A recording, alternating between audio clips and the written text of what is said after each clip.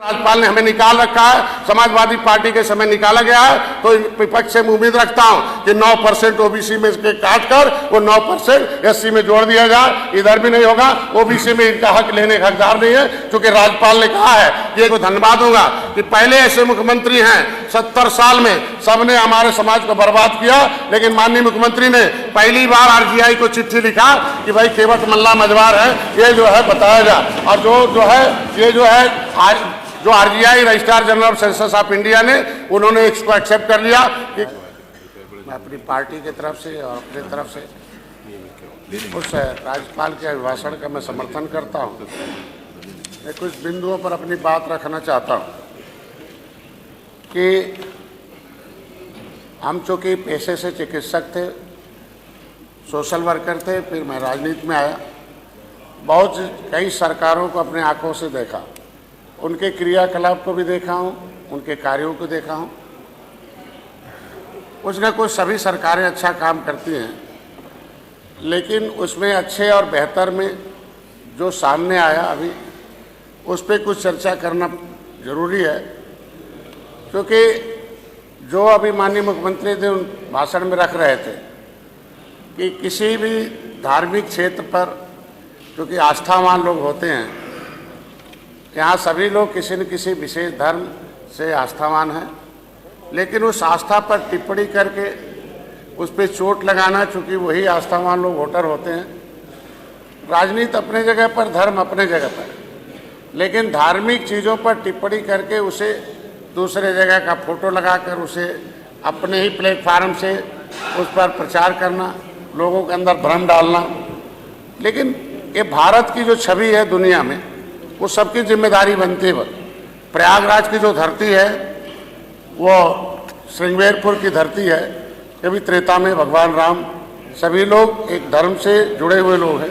रात्रि विश्राम किया, उस युग में जो प्रमाणिक दस्तावेज थे उनके आधार पर निषाद राज के किले की खुदाई हुई, 56 फुट की मूर्ति लगी, भगवान राम निषाद राज की, उसका उद्घाटन हुआ, माननीय प्रधानमंत्री जी ने उसका उद्घाटन किया।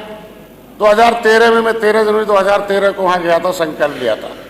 तब से उस जंगल था। पिछली सरकारों ने भी, टिप्पणी नहीं करूँगा, लेकिन पिछली सरकारों ने उसे 1977 में खुदाई कराया था। उसे खंडहर छोड़कर खुदाई में मिले हुए स्थान पता नहीं कहाँ चले गए। मैं माननीय मंत्री जी हूँ, पर्यटन मंत्री हैं, मैंने उम्मीद रखता हूँ कि उस खुदाई में मिले हुए सामान को संग्रहालय बनाकर कम से कम लोगों को दर्शन के लिए रखा जाए, और कौन लोग हैं उसे किधर कहाँ किए हैं उनको एक कम से कम जांच का विषय है।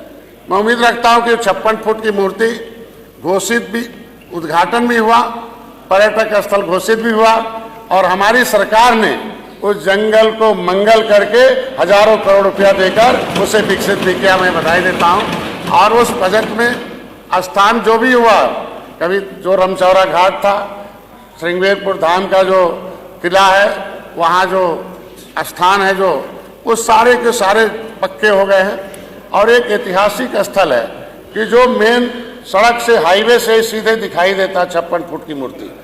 आज के दिन में मैं उम्मीद रखता हूं उसे स्वर्ग की भूमि कह जाती है। तो जो लोग भी यहाँ सदन में हैं वो सभी की भूमि है। अयोध्या, जब अयोध्या जाएं, काशी जाएं और प्रयागराज जाएं, तो निश्चित रूप से एक बार श्रृंगेरपुर धाम भी जाएं, क्योंकि वो सबका धाम है और सबके लिए है।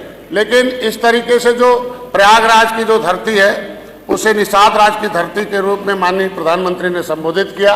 और है भी गंगा जमुना, हम लोग गंगा पुत्र हैं, लेकिन अगर गंगा पर कोई टिप्पणी होता है तो हम गंगा पुत्रों को बहुत आहत होता है। इसलिए मैं विपक्ष से चाहूँगा कि गंगा पर कोई टिप्पणी न करें और गंगा पुत्रों पर कोई आहत न करें। ये आस्था है सबका, आस्था पर चोट पहुंचाने का मतलब वोट पर चोट पहुंचाना, और उसका खामियाजा विपक्ष ने भोग रखा है कि जब तक मेरा समाज कांग्रेस के साथ साथ सबके साथ था तब सत्ता में थे, और इन्हीं के इसी टिप्पणियों के यहाँ थे। हमारा समाज इनसे दूर हुआ और आज सत्ता से दूर है। मैं उम्मीद रखता हूँ सभी लोग वहाँ आस्थावान केंद्र है जाएं, और अभी भी जो इतिहास रचा हम लोगों के सामने, सबके सामने, शायद दुनिया में बहुत देशों में लोग जाते हैं, लेकिन उस विशेष धर्म के लोग बेसिस जाते हैं, अपना वहाँ धर्म का उनका केंद्र है। लेकिन जो प्रयागराज की धरती है, गंगा है, हमको देखे अपनी आंखों से कि हर धर्म के लोग आकर उसमें डुबकी लगा रहे हैं। इसलिए मैं सभी धर्मों को बधाई देता हूं कि कम से कम प्रयागराज की धरती पर सब लोग आए और गए। उम्मीद रखता हूं कि सभी लोग, प्रयागराज जिस तरीके से बना, जिस तरीके से काशी बन रहा है, अयोध्या बना, वहां भी निषाद राज के किले निषाद भगवान राम के साथ साथ उनके आठ पाल सखा निषाद राज की भी मूर्ति लग रही है। हम समाज के लोग, हमारी पार्टी समर्थन करती है। उस बजट इसी सरकार ने दिया है, उस हमारे भाषण में शामिल है। वो जितने भी अतिथि भवन है वो निषाद राज के नाम से हैं, जो भी आश्रम है माता सबरी के नाम से है। ये कम से कम हमारे जो डूबती हुई तोड़ी गई विदेशी ताकतों के द्वारा संस्कृति थी, उसको स्थापित करने में हमें अवसर प्राप्त हुआ।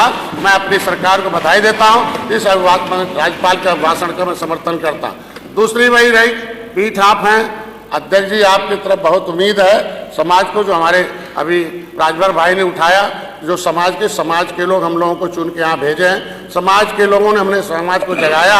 उनकी एक संवैधानिक पीड़ा है, विपक्ष ने कुछ गलतियां की हैं। संविधान, ये क्रिमिनल कास्ट से प्रभावित जातियां 193 जातियां हैं, जो रोड साइड में है, पाइपलाइन में है, पॉलीथीन में है, वो ट्राइबल हैं, विमुक्ति जनजाति के रूप से जानी जाती हैं। वो देश को आज़ाद कराने वाली जातियां हैं। अभी उनके ठेले पर जाया जाए तो महाराणा प्रताप का चिन्ह मिलता है। उनसे पूछा जाए भाई क्या दोष है, तो उन्होंने कहा मेरे मुगलों के लड़ने के नाते उन्हें हमें उजाड़ा है, और राणा प्रताप ने लड़ा था, उनका साथ दिया था, हथियार बनाया था, इसलिए उजाड़ा गया था। ऐसे उजड़े हुए कानून से, जो अंग्रेजों के कानून से उजड़े लोग हैं, उन्हें बसाने की विशेष व्यवस्था की जाए। जो विमुक्ति जनजाति आयोग है, उसको जिस तरीके से पिछली सरकारों ने आयोग बनाकर रखा था, उसे पुनर्जागृत करके विमुक्ति जनजाति के रूप में, जो हमारे केवट मल्ला, बिंद कश्यप, रैकवार, बाथम, ऐसे राजभर, उसमें भी 193 जातियां हैं। इनके लिए कानून से उजड़े लोग हैं। मैं सदन से भी, अपने सरकार से तरफ से भी चाहता हूं कि ऐसे विमुक्ति जनजातियों के लोगों को, अनुसूचित जनजाति की शिक्षा में सुविधा मिलती थी, लेकिन जो पिछली सरकार थी, नाम नहीं लूंगा, हंगामा हो जाएगा। 2013 में विमुक्ति जनजाति के रूप में उसमें एक नया कानून बना दिया कि जो ओबीसी में होगा ओबीसी का लाभ पाएगा, जो एससी में होगा एससी का लाभ पाएगा। मतलब इनका शिक्षा छीन लिया गया, उसे फिर से वापस किया जाए। और संविधान में जो सूचीबद्ध लोग हैं, उनकी उपजातियों को अगर लेदरमैन को मिलता है तो वाशरमैन को भी मिलना चाहिए, मिलता है तो फिशरमैन की उपजातियों को मिलना चाहिए। हमारा अगर संविधान के अधिसूचना में अधिसूचित जातियां हैं, अधिनियम बना हुआ, अधिसूचना जारी है। उत्तर प्रदेश में 1994 में इन लोगों ने धोखे से कहा जाए, गलती से कहा जाए, 1994 में लोक सेवा अनुसूचित जनजाति पिछड़े वर्ग अधिनियम बना दिया, इनकी उपजातियों में उसमें डाल दिया। तुरहा केंद्र में भी संविधान में अनुसूचित जाति की सूची में सूचीबद्ध है, ओबीसी में डाल दिया। तुरहा का बाप का बना बेटे का नहीं बनता, मझवार बाप का बना बेटे का नहीं बनता। ये भी संगति सदन में हम इसलिए उठा रहे हैं कि हम सरकार के साथ हैं। हमारे मुख्यमंत्री को धन्यवाद दूंगा कि पहले ऐसे मुख्यमंत्री हैं 70 साल में, सबने हमारे समाज को बर्बाद किया, लेकिन माननीय मुख्यमंत्री ने पहली बार आरजीआई को चिट्ठी लिखा कि भाई केवट मल्ला मझवार है, ये जो है बताया जाए। और जो RGI registrar general of census of India ने, उन्होंने इसको एक्सेप्ट कर लिया कि केवट मल्ला मझवार अनुसूचित जाति के हकदार हैं। 1961 में इनकी गिनती अनुसूचित में हुई थी, इनका नाम ओबीसी में डालना गलत है। यह 31 दिसंबर 2016 को विपक्ष के सपा के लोग थे, हमें जाते जाते 31 दिसंबर 2016 को राज्यपाल से अधिसूचना जारी है कि भाई केवट मल्ला, कश्यप, कहार, धीवर, ये 17 जातियां ओबीसी में नहीं रहेंगी। राज्यपाल को धारा 13 में पावर है कि कौन ओबीसी में रहेगा, कौन नहीं रहेगा। अगर उन्होंने, राज्यपाल ने हमें निकाल रखा है, समाजवादी पार्टी के समय निकाला गया है, तो विपक्ष से उम्मीद रखता हूं कि 9% ओबीसी में इसके काट कर वो 9% एससी में जोड़ दिया जाए। इधर भी नहीं होगा, ओबीसी में इनका हक लेने का हकदार नहीं है, क्योंकि राज्यपाल ने कहा है ये जातियां अनुसूचित जाति की हकदार हैं, क्योंकि ये संविधान की अनुसूची में।